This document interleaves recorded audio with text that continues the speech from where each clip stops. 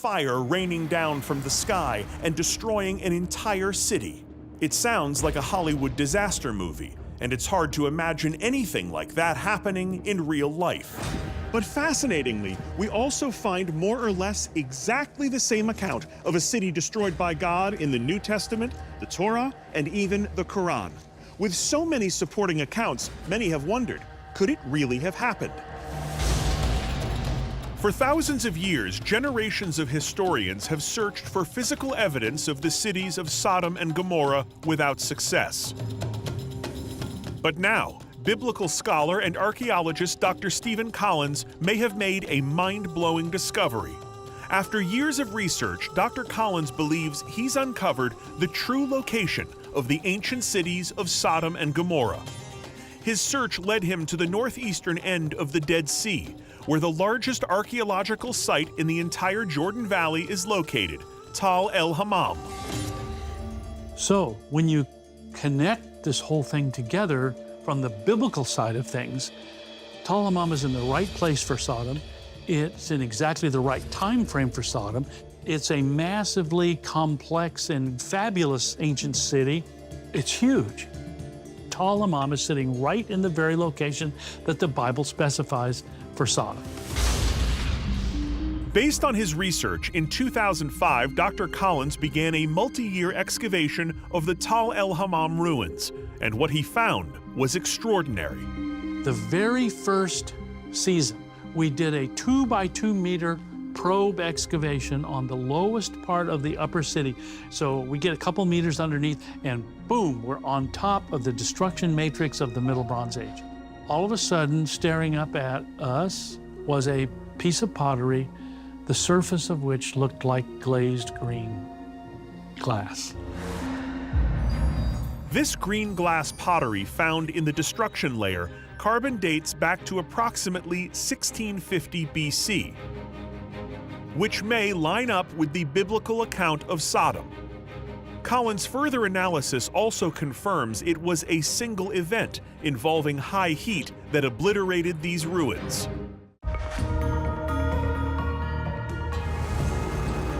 In 2021, a group of scientists build on the work started by biblical scholar and archaeologist Dr. Stephen Collins. They analyze the ruins at Tal el-Hammam, which he believes may be the actual location of Sodom and Gomorrah, to try and pinpoint the cause of the destruction. Concentrating on the soil found in the destructive layer, they discover tiny, fractured sand grains called shocked quartz. These particles can only form under extreme pressure of 725,000 pounds per square inch or more. Using laboratory furnaces, researchers also find that the pottery and mud bricks at Tal el-Hammam started to liquefy at temperatures above 2,700 degrees Fahrenheit, which is hotter than molten lava. This research team, they determined that everything about the destruction at Tal el-Hammam is every bit as unique as what we see in a nuclear explosion. But of course, we're not talking about bombs. So the only scientific answer to that question is there was a cosmic event that exploded onto this site. This type of cosmic event is known as an airburst. Airbursts happen when a meteor comes into Earth's atmosphere at tens of thousands of miles an hour and then explodes. It is a violent and high-heat event that destroys everything in its path. The resultant destruction we find at Tal el-Hammam is exactly what one would predict if an airburst event had occurred. So, did a meteor really destroy Sodom and Gomorrah? And how can we scientifically be sure about these cosmic events? Well, because we've seen them happen on Earth before. On the morning of June 30th, 1908, just after 7 a.m., a massive explosion rocks a remote area in Siberia near the Tunguska River. Witnesses report a dazzling blue light streak across the sky, followed by a deafening blast. Shockwaves break windows and knock people off their feet hundreds of miles away. An area of forest the size of Rhode Island is instantly flattened. Scientists believe the Tunguska event, as it becomes known, is caused when a meteor, roughly 150 to 200 feet in diameter, explodes in the atmosphere, creating a devastating fireball. Luckily, that explosion occurred in remote Siberia. The only victims were trees and an unknown number of unfortunate reindeer. But it seems the citizens of el-Hammam aren't so lucky. Picture this. Sometime around 1650 BC, the people of el-Hammam are going about their day, blissfully unaware it will be their last. Miles above, a 100-foot space rock is hurtling toward them at 38,000 miles per hour. When the meteor hits the atmosphere, it explodes into a massive fireball.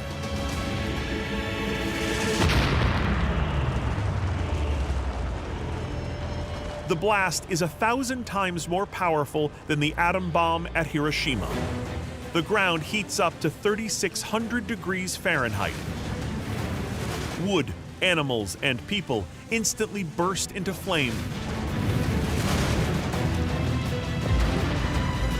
Seconds later, a massive 740-mile-per-hour shockwave rips through the city, demolishing every building, shearing them off their foundations. There are no survivors. The city and its people are here one moment and then gone forever.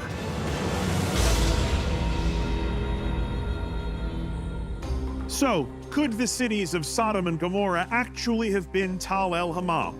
The pulverized buildings, the hellish incineration, even the blinding flash of light attributed to the angels could all be explained by a meteor's blast. When seen through the prism of thousands of years, one man's meteor really could be another's angry god. We can't confirm with complete certainty that the ruins of el-Hammam and the fabled Sodom and Gomorrah are the same place. But for the first time, we can say, thanks to extraordinary evidence, that 3,500 years ago, a meteor wiped a vibrant and thriving city off the map. And here's the thing. Meteor strikes like the ones at el-Hammam could in theory happen at any time. There are currently more than 26,000 known near-Earth asteroids, and if one were to strike near a big city, the effects would be devastating. Biblical, even.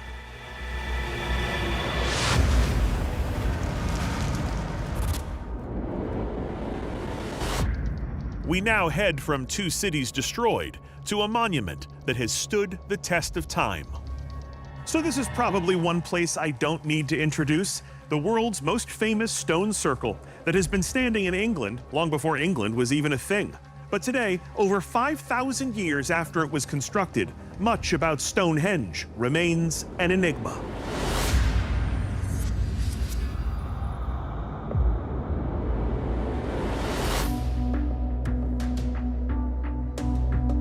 So let's start with the basics. Stonehenge, huge circle of stones on a hill 88 miles west of London. And the first of its many mysteries is how such huge stones weighing up to 25 tons and over 20 feet tall could have been assembled here 5,000 years ago.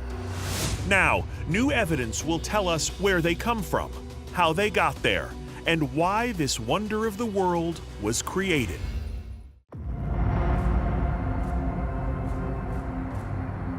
It seems Stonehenge is built in two parts. The first phase, constructed in approximately 3100 BC, is the henge, an elevated bank of dirt. This henge has two entrances and an enclosed area longer than a football field.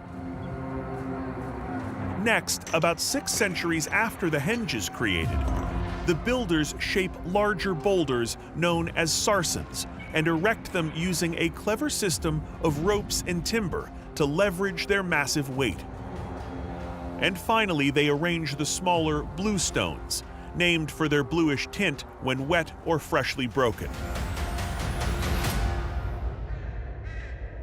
It is estimated building and modifying Stonehenge takes over 1,500 years at the hands of a staggering 100 generations. So if you think a 40-hour work week sounds like a full-time job, think again. At least your great-great-great-great-great-great-grandchildren don't need to finish your shift. But another mystery looms over Stonehenge. None of its massive stones are native to the immediate area. So where did its extraordinary megaliths come from? For centuries, the best answer to where these monoliths came from was Merlin, the mythical wizard. Just before the time of King Arthur, Merlin is said to steal the stones from Ireland and then enlists giants to reconstruct them at Stonehenge. At least that's according to Middle Age legend. Putting Merlin to the side, the true origin of Stonehenge remains unsolved for centuries. But everything changes in 2020 when geomorphologist David Nash makes a staggering discovery about the iconic, huge Sarsen stones and where they came from. I was contacted by English Heritage, who manage the monument, and they had a core that had been drilled from the middle of one of the stones at Stonehenge. They said, would we like to have a look at it? So we analysed 3 samples from that little bit of core that effectively gave us, you might think of it as the fingerprint of Stonehenge. Now, on its own, that doesn't tell you very much, but where it is useful is if you then can compare it with similar chemical signatures or fingerprints from areas where Sarsen stones occur naturally. And we didn't think, I guess almost in our wildest dreams, that we would get a direct hit. But of all of the areas that we sampled, only one had a direct chemical match. And that was an area in the Marlborough Downs, a place called West Woods. West Woods is 17 miles north of Stonehenge. That's a long way to travel with 25-ton rocks, the equivalent of a humpback whale. The question that still remains, how did they move them? I think the current consensus is that they were probably moved mainly by land.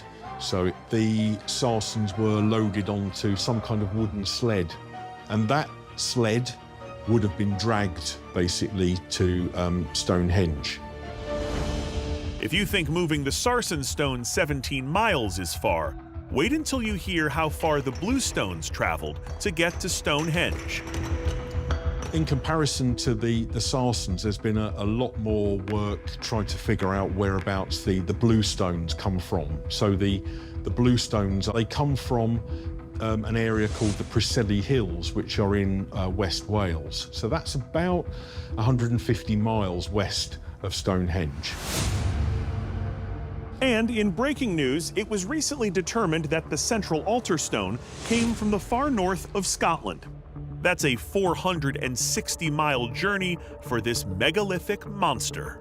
So now that we know where these stones came from, and maybe how they got here, the biggest piece of the puzzle is why. Why were they brought here at all?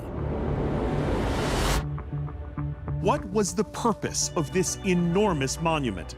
The builders didn't leave any written records, but over the years, compelling theories have emerged. One possibility is that Stonehenge was constructed as a place to celebrate important moments of the year, a calendar of sorts. It is believed that part of the reason the location was chosen was because it offers wide open views of the sun's light. Today, it is still clear as it was 5,000 years ago that the monument does chart the movement of the sun.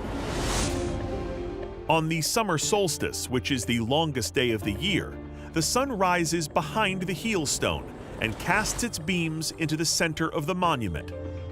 These times of year were celebrated in ancient pagan rituals. In 2021, I met with Michael Parker Pearson, a Stonehenge expert who had an amazing discovery that might help explain the purpose of the monument. When we dug here, what we found was human remains. That was just a fraction of the number of people who were buried here. This place was full of the cremated remains of the dead. It's basically the largest cemetery within Britain for the whole of the 3rd millennium BC. Incredible. But then, Pearson came up with a groundbreaking new finding that changes much of what we know about Stonehenge. His theory suggests that people journeyed to the monument because the stones were a sanctuary for healing, believed to cure wounds and illnesses. Archaeologists have suggested that the blue stones may have themselves held some kind of healing properties. And this isn't just something from the distant past. There's pretty good records, people visiting Stonehenge, chipping pieces off the blue stones and then taking them away with them. So that might be a reason why people bothered transporting, multi-ton boulders considerable distances from West Wales to the site where the monument was constructed. If Stonehenge was a place of healing, the word must have gotten out, because the people trying to get healed didn't only come from Wales, but from all over. For example, the remains of these two men, buried at Stonehenge around 2300 BC, offer fascinating insights into ancient migration. There's isotopic evidence showing that the older of the two men was born in the Alps in Central Europe, traveling hundreds of miles from what would now be known as Switzerland. The analysis of the other man proved that he was a relative who grew up locally. Archaeologists have dubbed the older man the Amesbury Archer because of the many arrowheads found with his skeleton. This 40-year-old man had an abscess that had destroyed part of his jawbone and had suffered an accident that had ripped off his left kneecap, undoubtedly leaving him in constant pain and possibly close to death. It seems that he traveled on foot to Stonehenge all the way from the Alps in Central Europe. Could this have been one last desperate roll of the dice to heal his soon-to-be fatal injuries? And even more intriguing is what was found inside the ailing man's burial: fragments of bluestone, providing more possible evidence that he was drawn from a distant land to the healing stones of the Henge. Anyone who sees Stonehenge knows it was a sacred place. The vast stones rising up, standing tall with a simple beauty. But thanks to what scientists have uncovered, we now know it was also a place of pilgrimage and healing. And today, it still is. Every year, more than 1 million people travel from all over the world, embracing the very same magic our ancestors felt 5,000 years ago. I'm Josh Gates. Until next time, travel adventurously.